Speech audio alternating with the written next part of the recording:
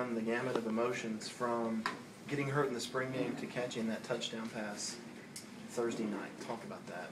Well, that kind of goes back to, getting injured in the spring game and having, a long summer recovery, kind of getting back in the swing of things, getting in a rhythm, scoring a touchdown against NC State definitely felt good and was a good confidence booster. Do you feel like you're 100% yet, or is it getting there? I'm definitely 100%. With the training room that we have downstairs and the resources that I have, I feel very confident. I'm just ready to make plays.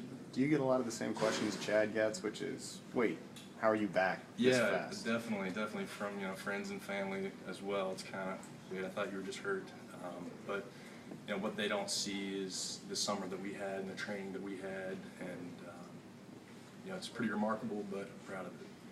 Because you're in a position where there's 4 tight ends on this team who can do it. I mean, what's your mindset for what you can contribute in 2013? Well, it really just comes down to how I can help the team, and if that's that started out this summer as a mentor for the guys.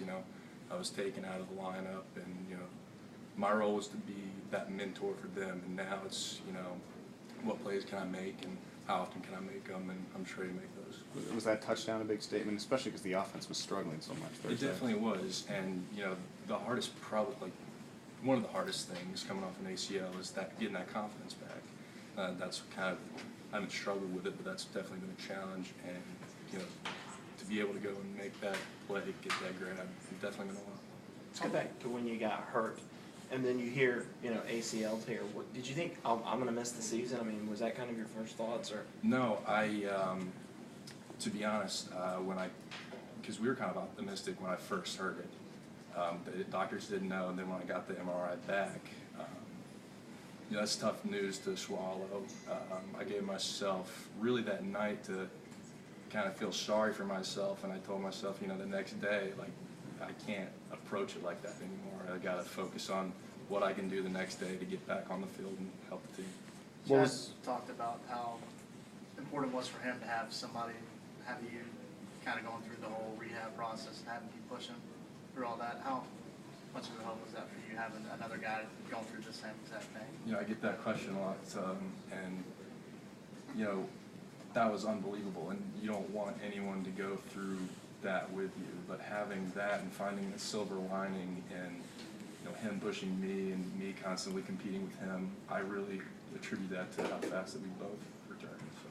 Having self-belief is one thing, but when did you maybe legitimately, physically, in the process, legitimately think, hey, I might miss only a few games rather than maybe the majority of games? Probably our progress right kind of around middle of camp. We were starting to run and cut, and that reality that we're going to make a comeback a lot sooner than people imagined, really. Did the doctors, did they kind of, or the trainers, the medical staff, did they kind of keep encouraging you, keep pushing you, or did they kind of maybe try to temper you, like going, hey guys, this is still a serious injury, it may be longer than you think it's going to be? It was kind of both. I mean, we pushed them, and they kind of helped us, be reassured. We're both competitors, and we're both trying to make strides to do the best thing, not only for this season, but for the rest of our life too. I mean, it's bigger than it can be bigger than that.